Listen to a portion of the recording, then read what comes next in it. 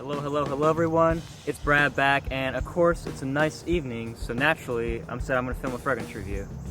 Today is all about Dior Homme. Now, Christian Dior is one of my all-time favorite fragrance houses for a reason, because they always seem to churn out amazing, polarizing fragrances that every time seemingly revolutionize a fragrance genre. Quite possibly none more so than this one right here, Dior Homme.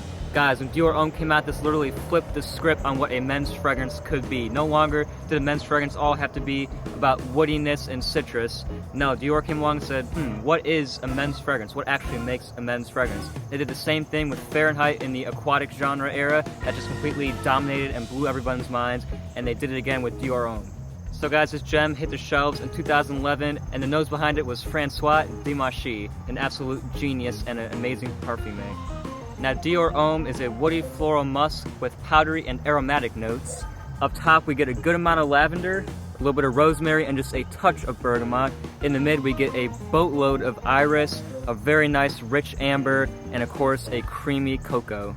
And then in the base, we have a woody vetiver, patchouli, and an amazing leather accord.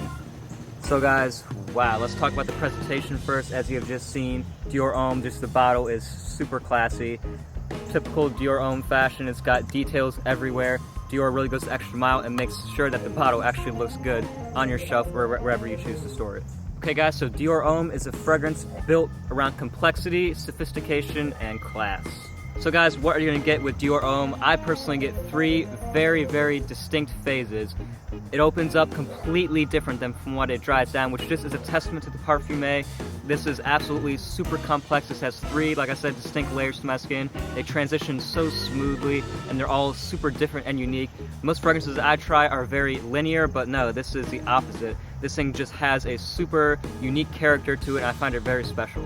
So the opening portion, what you get when you first initially spray it on, lavender. Lavender really dominates this composition up top. Also, I get a little bit of iris, but the iris at this point when you first apply it is very powdery, and it almost has this balmy, I know people say balmy makeup or lipstick bag type feel, but that to me didn't really make too much sense, and it probably doesn't to you either. But basically how I would describe it would be like almost humid.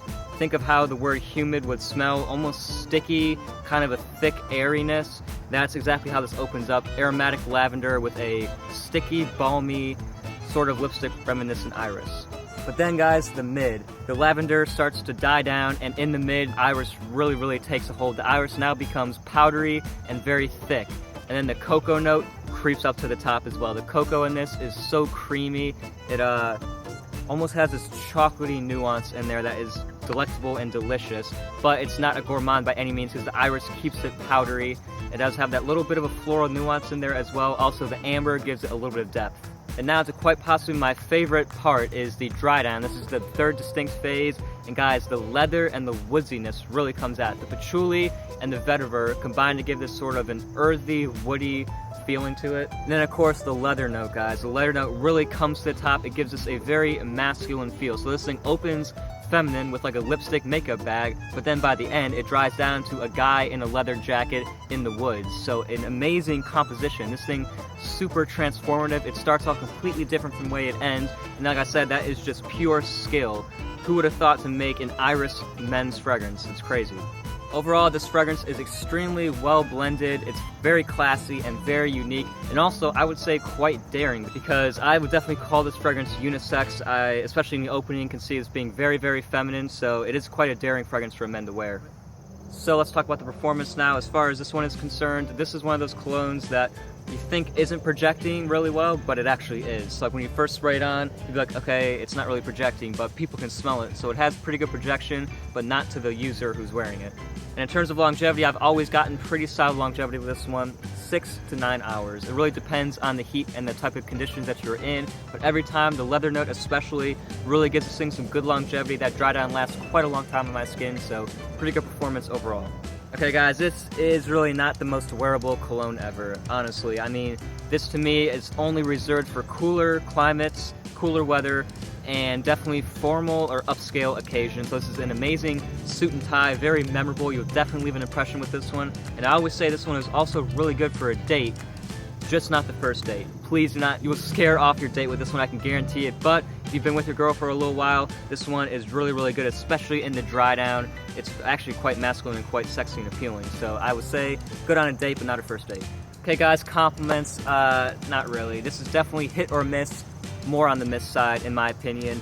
A lot of people aren't gonna like this one. This is definitely not a crowd pleaser, and when you first spray this one, guys, the odds are you're probably not gonna like it. It's gonna be an iris makeup bomb, and it's just like, oh, what is this? You know, you've gotta give this a fragrance a chance in order to like it. That's why I think this one lends itself to giving a little bit more compliments towards the dry down. The only problem is, of course, a dry down doesn't usually project as much as the opening, so people can't really smell you. So I have not gotten personally any compliments with this one before, unfortunately.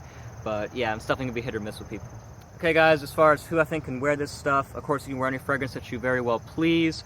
However, this one I think is definitely more for the mature crowd, and maybe that's why I really respect it and understand what it's trying to do, but it's just not really for me quite yet. I think I need to grow up a little more and mature in order for me to really fully understand and be able to wear this thing to its full capability. But you know what, I think it is definitely good for the middle-aged guys, certainly, and no more than 3 sprays with this one, guys. These sprayers are very, very good, so I don't think you need any more than 3 sprays. Okay, now let's go into the ratings.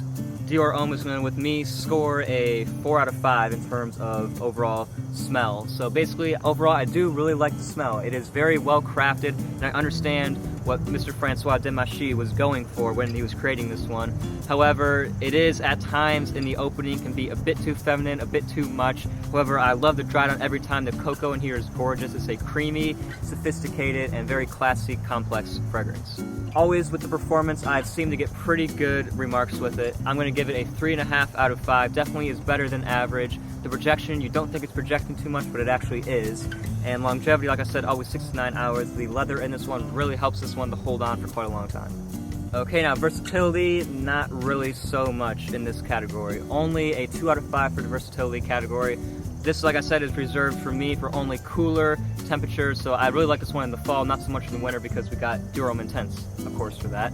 And yeah, only really for formal and dressing up occasions, and like I said, a date but not a first date. Okay, compliments is going to be this one's lowest section, only a 1 out of 5. I've never received a compliment with it yet. I do plan to, hopefully sometime in the future, but I think this thing is definitely going to be not a mass pleaser, okay? When you first smell this one, it's going to turn off a lot of people's noses, but give this one a chance, guys. Please do not judge this fragrance just based on the opening because it really turns into something beautiful. So compliments, only 1 out of 5. And overall, guys, I'm going to give Dior Homme a 7.5 out of 10. Sure, I don't like it as much as Dior Homme Sport. I give that a 10 out of 10 review. I think this one is just better with the citrus, and I don't know. But this one, I understand, this is the originator, so I gotta give it a lot of credit for what it did. It's very revolutionary. It pretty much revolutionized the men's fragrance genre. A really amazing scent. I understand what the perfumer was doing. It's very unique, very complex. I love the way this thing transitions on my skin, not linear whatsoever, which is an amazing thing. And guys, I think it is every bit as good as Dior Homme Intense. There's been a pretty much 50-50 split in the fragrance community of which one is better, and I think this one should get the medal because this is the originator and DHI just kind of built off it, although DHI is of course much more popular. Well everybody, I hope that you found this review very insightful and informative. I hope you learned some new information about Dior Homme. Go try this stuff out if you have not already, and please give it some chance on your skin, and let me know what you think about it in the comments down below. Let's get that discussion started right up. And that's gonna be it from me, guys. I will see you later with another video. Make sure to like, comment, rate, subscribe, and I'll see you guys later. Peace out.